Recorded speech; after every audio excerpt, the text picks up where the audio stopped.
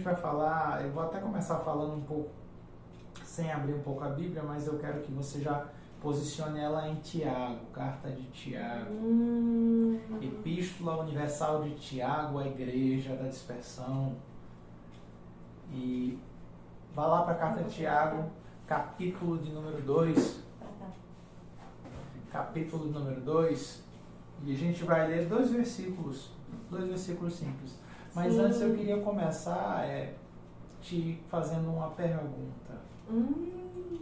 Quando normalmente a gente expressa algum tipo de crença, algum tipo de fé ou de afirmações que importam em um ato de fé, um ato de confiança, normalmente nós somos indagados por alguém que presta atenção naquilo e diz assim: qual é a tua religião? Qual é a sua religião?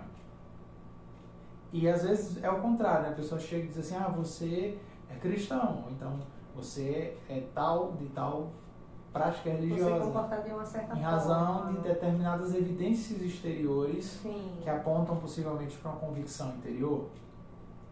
E essa pergunta que volta e meia gira, que volta e meia aparece, às vezes é até utilizada como um mecanismo de barreira, dizendo assim: olha, eu não sou da tua religião, né? Eu não creio como esse pessoal aí dessa religião crê. E essa palavra, ela gira muito, ela fala muito. Só que essa palavra religião, ela tem um significado muito específico. E nesse sentido, a gente perde um pouco a noção e a gente acaba banalizando essa palavra e usando ela de maneira inapropriada.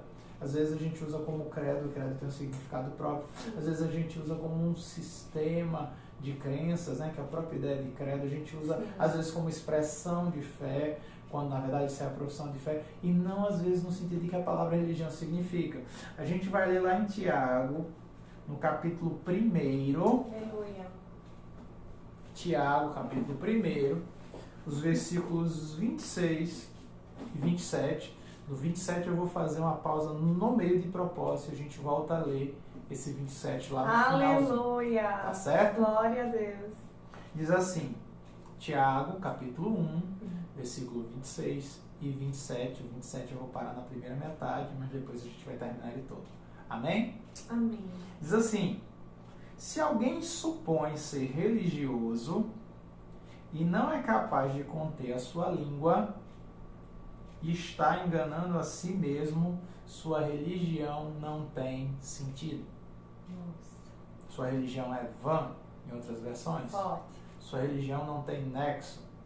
Se você supõe ser religioso e não consegue controlar a sua língua, não consegue dominar o que fala, o que expressa, o que sente, se você supõe ser religioso, mas você usa dessa sua religiosidade até mesmo para atacar, ferir, massacrar, ofender outros, sabe o que a Bíblia está dizendo? Essa tua religião é vã. Essa minha religião, se for assim praticada, ela é vã, não tem sentido, não tem fundamento, não tem validade nela mesma.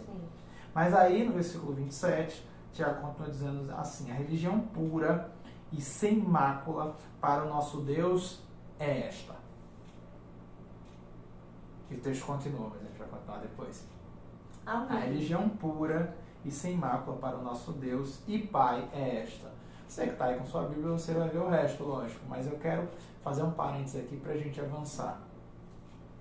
A palavra religião, no seu sentido original, ela comporta 3 conceitos dentro dela. Não é uma palavra tão simples quanto parece no primeiro momento. Porque normalmente as pessoas até pensam muito na ideia de que religião é um ato de ligação. No sentido mais comum da palavra. Religião seria a ideia de se religar, religação, que viria do latim religare. E a ideia está correta. Religião, sim, é uma religação com o divino. Uma prática de religação com o divino. Só que quando eu religo, eu primeiro tenho que entender que antes houve um desligamento. Porque eu só religo o que já foi ligado. E desligou. Então a religião, ela se propõe a reestabelecer uma ligação com o divino. Aleluia, glória a Deus. Essa é a primeira proposta da religião. E aqui eu não estou falando de cristianismo, estou falando de toda a religião. Toda religião agora ela se propõe o quê? A pegar o homem e conectá-lo novamente com o divino. Essa é a primeira acepção. Só que religião também compõe, é possível ter outras leituras do que seja religião. Uma segunda leitura possível de religião é da palavra religire, que também dá base para a origem da religião. E nesse sentido, religire é a ideia de reler. Religire, ler de novo. Aleluia. Porque os sistemas religiosos, eles vão te dar valores, eles vão te dar crenças, eles vão te dar fundamentos, que você vai pegar esses fundamentos, se você crer neles e se você os praticar, você vai fazer uma releitura do mundo, uma releitura da vida, uma releitura de valores, e aí você vai encarar o mundo, encarar a realidade que está à tua volta, pelo prisma daquela religião. Por isso que, às vezes, as pessoas dizem assim, fulano mudou tanto, fulana mudou tanto. Também agora, depois que entrou nessa seita, nessa religião, nesse grupo, nesse negócio, agora ficou diferente. E, na verdade, a religião se propõe a isso. A religião se propõe a te dar elementos para que você olhe para o mundo e não veja mais o mundo como antes você via, mas que você possa reler esse mesmo mundo pelos óculos da religião. E aí, religião também é religire, ou seja, a releitura. Então é aquela história, eu não tinha esperança no mundo, mas aí a fé e esse conjunto de crenças veio até mim e eu as aceitei, eu as abracei. Então agora eu olho para o mesmo mundo e olho para esse mundo agora com a esperança de que sim, há vida após a morte, por exemplo, sim, existe um Deus nos céus, sim, existe também, eu vou subsistir depois da minha morte, vou comparecer diante desse Deus. Por exemplo, a religião cristã aponta para esses valores. Compreende? Diferente de outros tipos de credo. E aqui eu quero pontuar ainda que religião, além de religar, reler, também a religião deita raízes na palavra reeligire.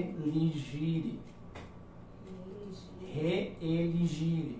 E essa palavra reeligire, ela aponta para reeleição. Interessante demais. O que significa esse reeligir? Muito importante.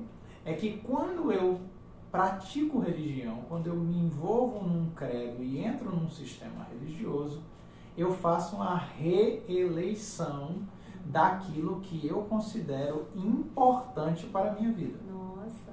A religião vai te propor, dentro do seu sistema de valores, toda e qualquer religião, ela vai te propor dizendo assim, olha, a vida é isso, o que é importante para a vida é aquilo, o divino é isso, o divino deve ser adorado desse ou daquele jeito. Aleluia. Ela vai te dar uma reeleição de valores. Aleluia. Por isso que muitas vezes as pessoas confundem religião, religiosidade com mudança de comportamento. Verdade. Agora sim, agora eu tô vendo que fulano é religioso, porque antes ele bebia, agora ele não bebe. Eu tô vendo que fulano é religioso, porque ele toda semana tá lá dentro de uma igreja. Fulano realmente pratica religião. Quando, na verdade, a palavra religião está muito mais ligada a uma atitude interior. Sim. Uma ressignificação, uma reeleição daquilo que realmente eu considero importante e que agora eu, por exemplo, como o apóstolo Paulo fala muito bem dessa reeleição, dizendo assim, tudo que eu reputava como ganho, agora tenho por perda para ganhar a excelência de Cristo, o prêmio da soberana vocação. Ou seja, tudo aquilo que era importante para mim, depois que eu abracei essa fé, eu olhei bem e reelegi o que é importante para mim. Agora, importante para mim já não é mais aquelas coisas passadas. Sim. Por isso que ele até diz assim, deixando as coisas que para trás ficam. Agora eu quero as coisas novas, agora eu quero aquilo que eu entendi que tem valor verdadeiro. Aleluia. Então é para essas coisas que eu caminho. A religião também vai te apontar para isso. Sim. Mas vamos para um conceito não só etimológico da palavra, vamos para um conceito mais fechado de religião. Glória a Deus. E um conceito mais fechado de religião, e se tiver algum teólogo de plantão aí, já fica aqui minha vênia, porque existem muitas acepções possíveis de religião, eu vou dar uma redondinha, tá certo? E religião é um sistema onde você faz um relacionamento, você estabelece um relacionamento com uma divindade ou com divindades, pode ser plural, né? Porque religião. Tem gente tá falando que de cristianismo, a gente tá falando de religião. Tem gente que acredita em vários deuses. Sim. E a religião é um sistema em que você estabelece um relacionamento com o divino, com as divindades ou com a divindade, e você estabelece com esse ser ou com esses seres que você pressupõe, ou seja, que você imagina, que você acredita que eles são mais poderosos do que você e que eles existiam antes de você, ou seja, são superiores e anteriores a você. E você os adora e você os serve, você presta culto ao divino na expectativa de que esse divino, em razão desse culto, desse agrado que você faz a ele, esse divino te corresponda com bênção. Nossa. Esse divino te corresponda te protegendo, esse divino te corresponda te abençoando, esse divino te corresponda sendo solícito a você. Então, religião, de uma maneira num conceito bem genérico e aplicável praticamente a todo o sistema, é o quê? Uma relação com seres anteriores e superiores ao homem, na expectativa de estabelecer com eles uma troca. Olha só. Para que, em troca da minha adoração, o divino me dá a sua proteção. E se eu, na tentativa de adorá-lo, desagradá-lo, também posso ser punido com maldição, ser punido com castigos. Isso é o que a religião apresenta. Compreende o conceito de religião? E a Bíblia fala de religião? Sim, a Bíblia fala.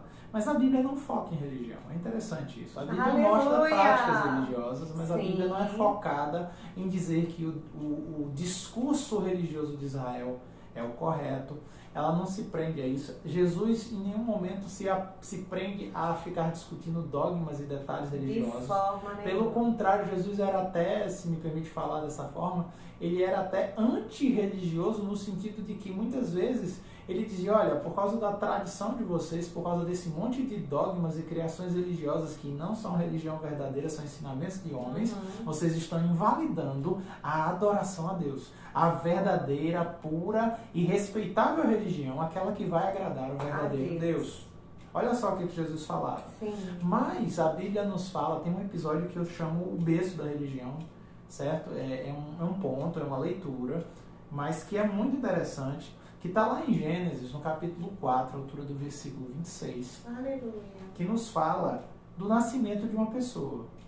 Nos fala do nascimento de um homem muito importante. E o texto bíblico diz assim, lá em Gênesis 4, 26.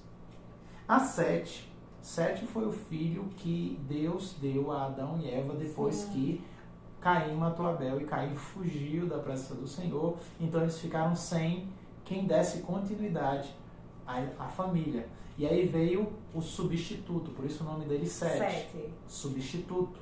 Então o Sete foi o substituto de Caim, que abandonou a presença do Senhor, e Sete vai dar continuidade a essa tradição. Só que o filho de Sete recebeu um nome. Esse nome foi Enos. Esse nome Enosh, no hebraico, Enosh. Esse Enos, esse nome significa humanidade. Esse nome significa homem. Mas não só homem no singular, um homem como um todo, toda a humanidade. O filho de Sete se chamava humanidade. Só que Enos também pode ter a seguinte significação: decadência, queda. Humanidade, queda. Olha só que interessante. E o texto continua dizendo o seguinte: foi nesse tempo que começou a se invocar o nome do Senhor. O nascimento de Enos, o nascimento da humanidade, o nascimento de uma humanidade que também é decadente, marca o surgimento da invocação do nome do Senhor. O que isso tem a ver com o surgimento da religião? Eu entendo que tem tudo a ver. Deixa eu te explicar por quê. Quando Deus criou Adão e Eva, o relacionamento deles com Deus era pleno. Não existia uma necessidade de religação. Não existia necessidade de uma reeleição. Não existia necessidade de uma releitura. Não existia nada para ser refeito. Tudo estava perfeito. E Deus visitava eles e Deus interagia com eles. Deus falava com eles, eles falavam com Deus, eles desfrutavam da presença de Deus, Deus desfrutava da presença deles em plena comunhão. Isso era a base da verdade, do relacionamento e da revelação de Deus para os homens no começo da história da humanidade. Só que esse relacionamento ele é quebrado com o pecado. Mas o que acontece? Adão e Eva são expulsos do paraíso, mas a vida continua.